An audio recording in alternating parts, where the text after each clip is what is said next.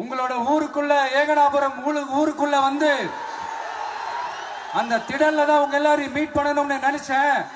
ஆனா எனக்கு பர்மிஷன் கிடைக்கல. இங்கதான் பர்மிஷன் கொடுத்தாங்க.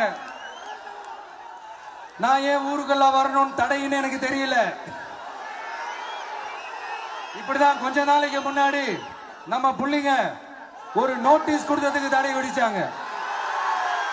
ஒரு துண்டு சீட்டு நம்ம புள்ளிங்க கொடுத்ததுக்கு. அது ஏன்னு எனக்கு புரியல.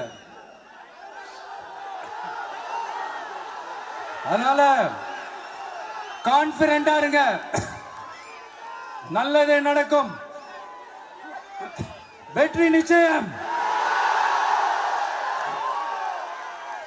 மீண்டும் சந்திக்கும் வரை நன்றி, வணக்கம்.